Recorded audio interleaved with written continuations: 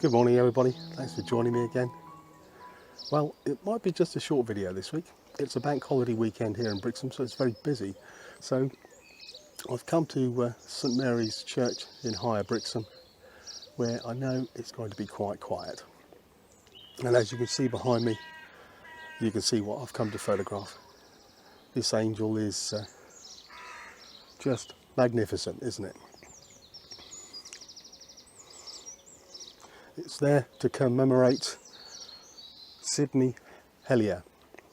Now, Sydney was a pioneer of the steam trawlers here in Brixham, and his family were big in the fishing industry here. And then he travelled up to Hull to fish, and at the outbreak of World War I, he was back here in Brixham. Went to war in 1915 and unfortunately lost his life there. So his mother and family erected this angel, and also if you go into the church there's a stained glass window to his memory.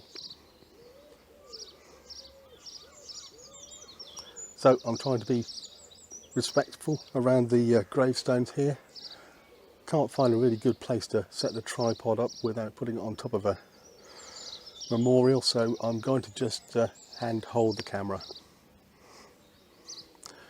The light's coming and going, which is quite good. A little bit of cloud, so hopefully no too harsh light and I can get some good photos. Well, you can see the position of the angel. It's on the top of this hill, so you're going to be looking up at it, and fortunately there's these this hedge and brambles behind. So I'm trying to get the shallowest depth of field I can on the camera from this angle. So I'm at F2.8 500ths of a second, ISO 100.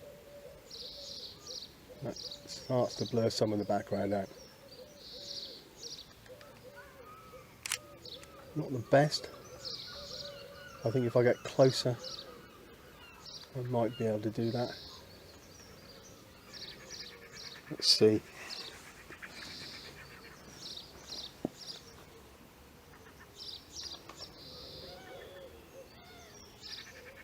The light's quite nice now, lighting up the side of her face and dress, so let's get on with these shots. Maybe I should have researched what the best settings are before I got here, but never mind. So I'm going to experiment with different lenses. I've got a 73-50mm lens, so I'm wondering whether the telephoto effect might give me a better depth of field. Not sure, but I can try different distances from the subject and see what I get. Well, as you can see, this angel has such a soulful looking face, and I'm not going to blink and I'm not going to look away. The Doctor Who fans among you will know exactly what I mean. Anyway, this first shot, this was taken with my 16 to 55mm lens, and the light was just right. Made sure I left a little space on the left hand side for her just to look into. and an F2.8. The background's blurred out a little bit, but not as good as it could be. Also tried this image, nice square crop, again with a 16 to 55mm lens, all the way in at 55mm. Now I did this square crop for posting onto Instagram, as they look better on Instagram, but to be honest, I preferred this 4x5 shot, giving a little bit more space again on the left hand side so she can look into the space, and with a nice vignette, a really nice photo. As I know not all of you like black and white, I've taken this full colour image. Now this one was taken with a telephoto lens at 70mm, and the background's a little bit more blurred, but it hasn't made an enormous difference. The sun was lovely and warm, as you can see, and I'll certainly be back to try some more photos of this. Well, I think that worked okay with the telephoto lens. I'm going to put the 16 to 55 back on and just have a look around the churchyard and see what else I can find.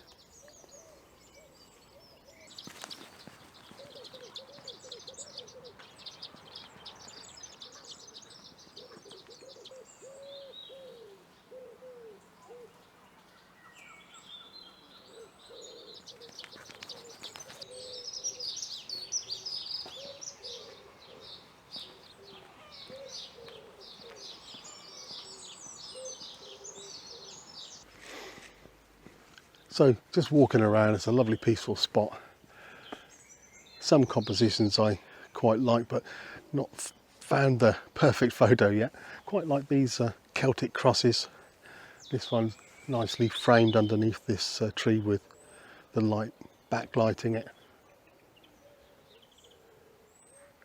Also there's a few sort of fishing and naval type memorials here, being a fishing town.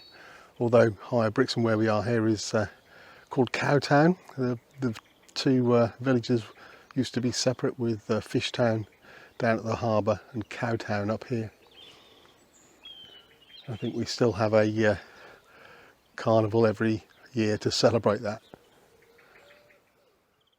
So you can see, looking through the trees, these two crosses frame the figure in the middle.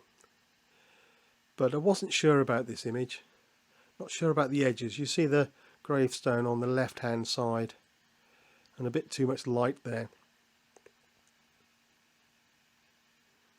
So all I've done is cropped it in slightly from the left, and also there was some lovely backlight there, so I've tried to make the most of that with a bit of dodging and burning and just blurring out the background a little. Still not sure about that branch at the top though. I think I could get rid of that. The squirrels and the birds were everywhere, but I continued on. Going back to the black and white, there were quite a few of these Celtic looking crosses, so I tried to frame this one that was just in the sunlight, trying to blur the stones out in front and using the trees behind just to highlight that cross.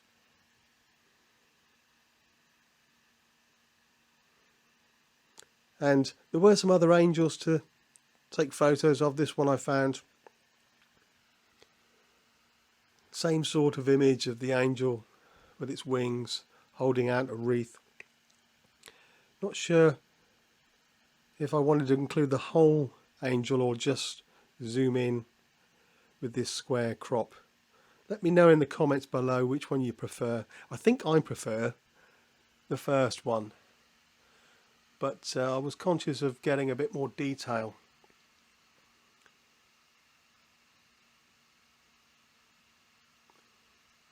And then lastly, I found this really quite moving image, I think, of the little cherub or angel sleeping on top of the gravestone. What I've done is really try to make a shallow depths of field, F2.8 with the 16 to 55mm lens, blurring out everything in the background. Really like this.